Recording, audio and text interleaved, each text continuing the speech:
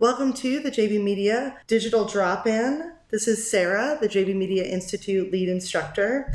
Welcome to everyone today who's joining us for the call. We're excited you're here. What we're going to talk about next is how to look like a star by creating an effective digital media kit. So I'm really excited to talk about this particular topic because I think it's something that's really easy and simple for many different types of businesses and organizations to do. So it doesn't take a huge amount of technical expertise to create things like this on your website. You can even create a digital media kit with something as simple as Dropbox or Google Drive if you don't have a website. So the key is to understand what components need to be a part of this. And really what we're going to focus on is how do you make it easy for other people to tell your story for you. Because we all know that when somebody else tells our story, when somebody else says that the work that we're doing is really important, or that our products are fantastic, or that our services are, really amazing, then we get a lot more impact out of that other person telling our story and talking about us. So we want to make it easy for them to do that. And having a website, or like I said, even a Dropbox or a Google Drive can make a huge difference.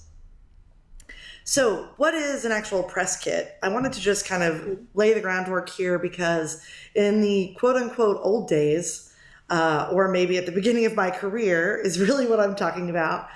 Essentially what a press or media kit was something that often was mailed to a company.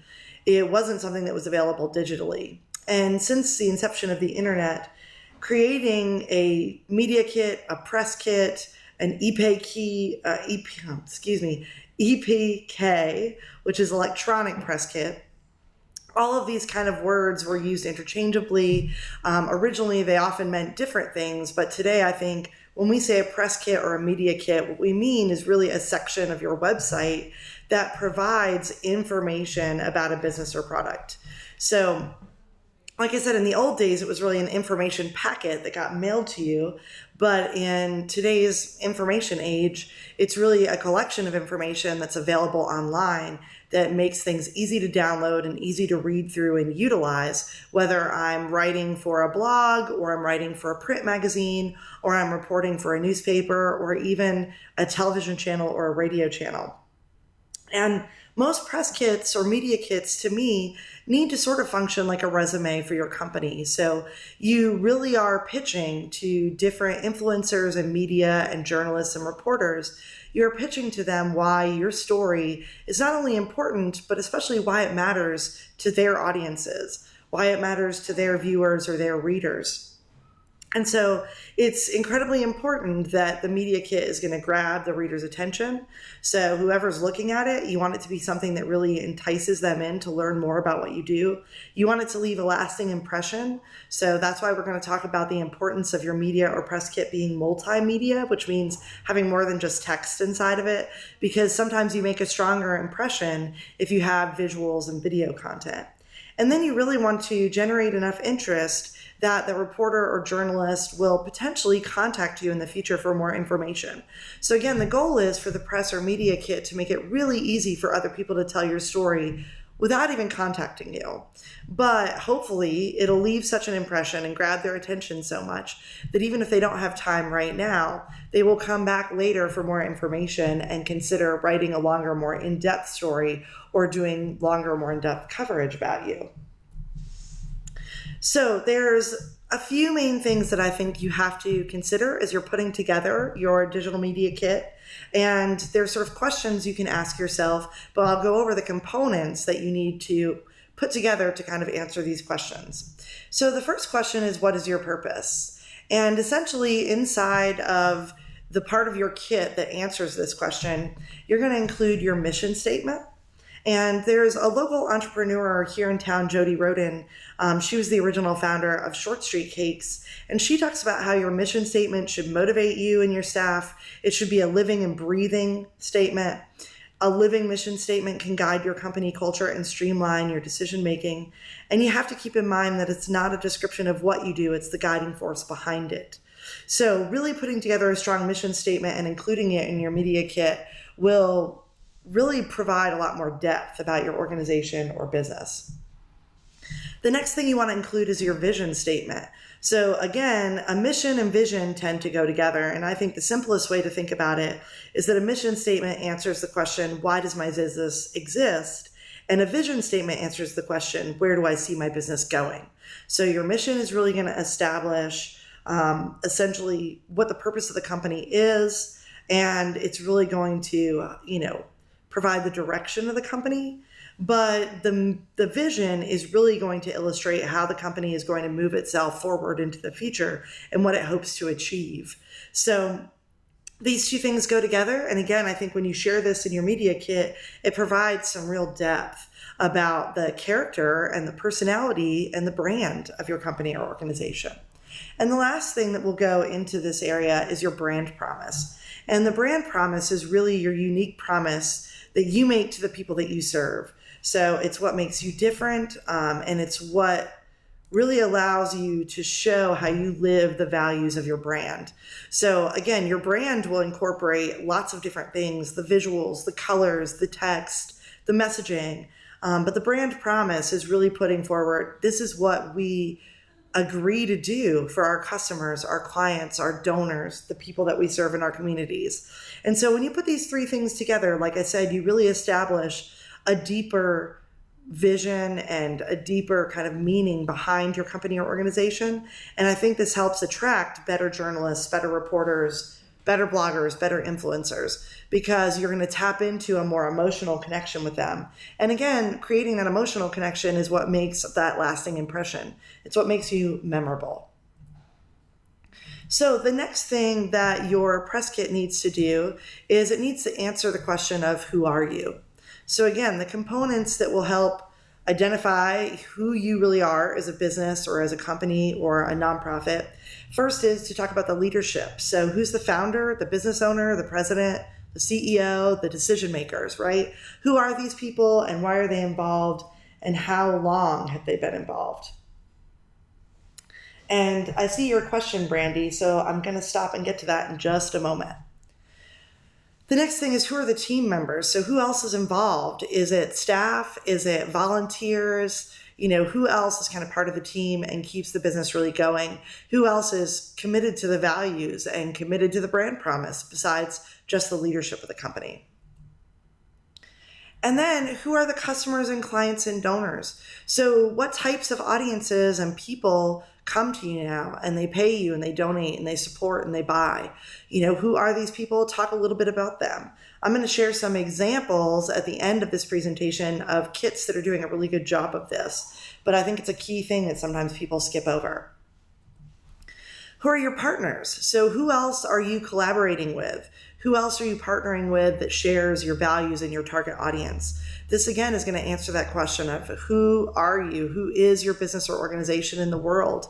And it really speaks volumes when you share that you're connected to other types of businesses, companies, or nonprofits that you feel are really aligned with your vision and mission. And it also speaks to your credibility. And then lastly, values. So really communicating what matters to your company or to your organization and what is really the foundational bedrock of the brand. So what is really the keys, to the kingdom that makes, that really fuels and drives that mission and vision and brand promise forward, right?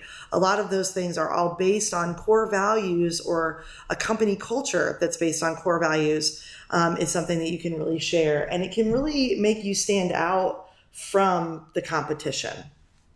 So I see your question, Brandy, and it's, how should the mission or vision statement be displayed on the site? Just in copy, in a document, in a video.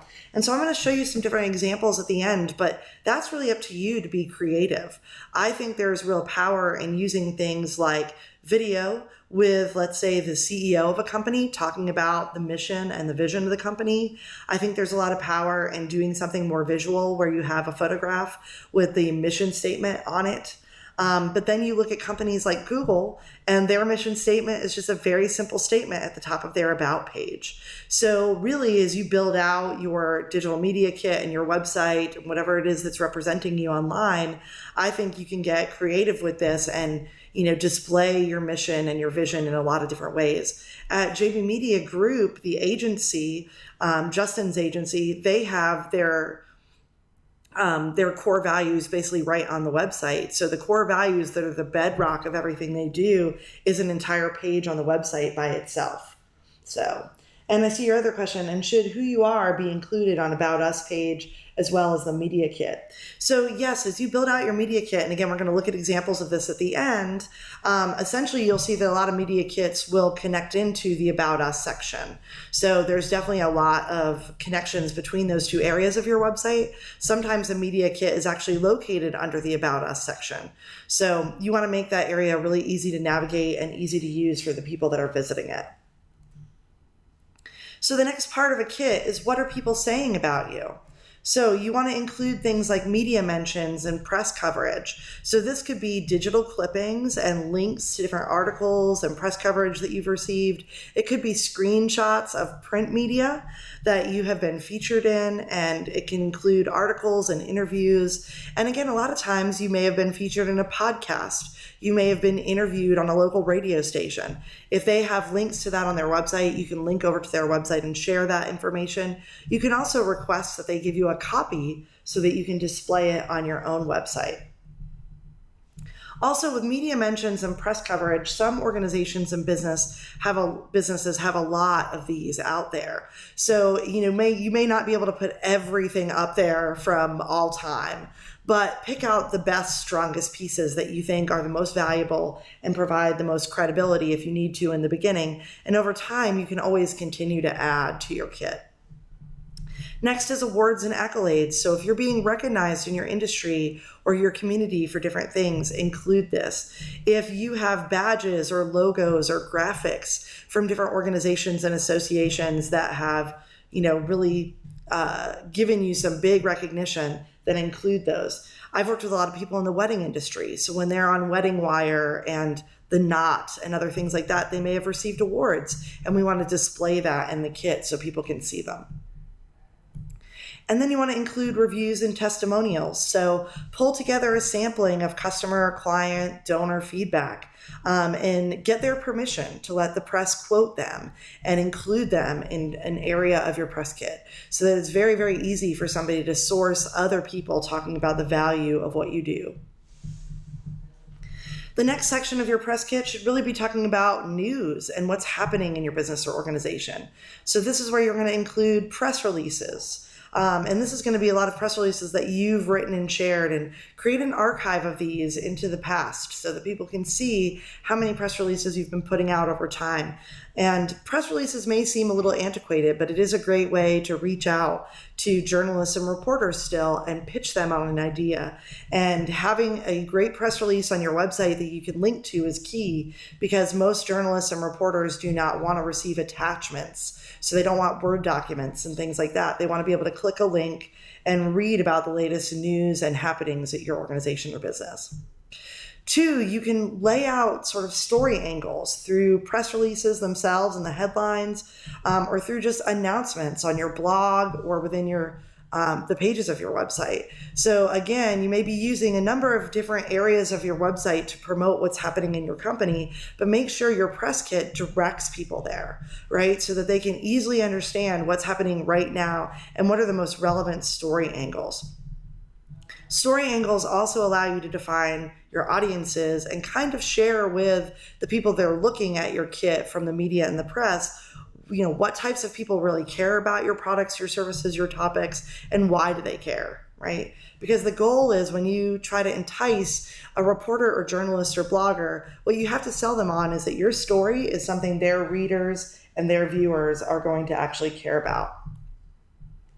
Include quotes from your team. So again, not just testimonials, but quotes from people on your team where you really believe that, it speaks about the kind of products and services you provide, the quality, your values, and also, again, make sure that you let people know that they have permission to use this. They can quote the CEO, they can quote the marketing director, they can quote somebody else that's an expert on the staff, and use that inside of a story if they decide to tell it.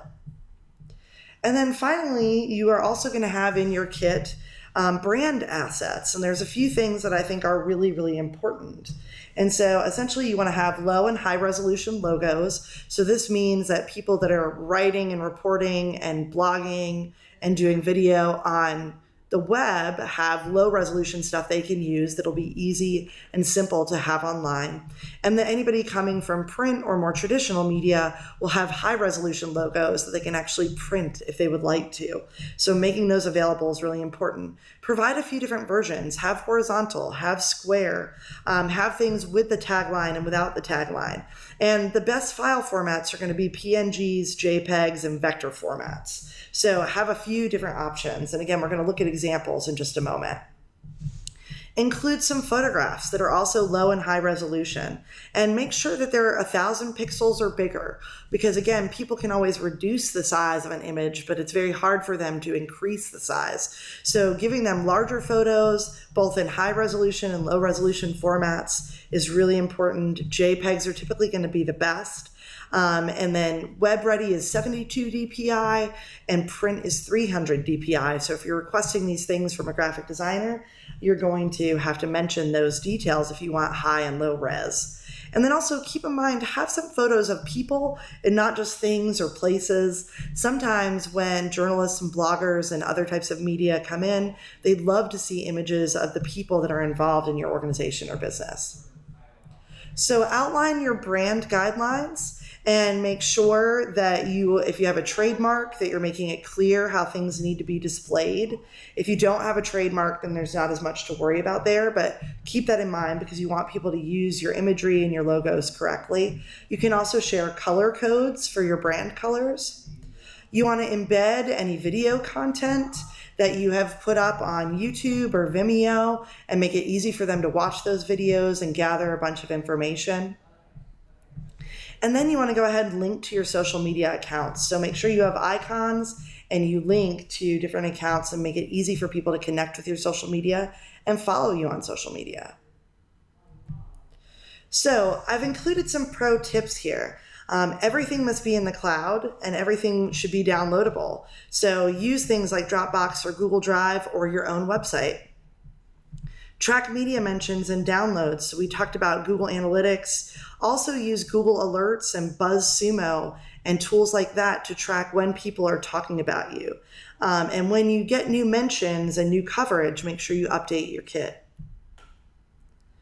Make sure that things are easy to navigate and interactive and include, like I said, photos, include videos, include text, include downloads.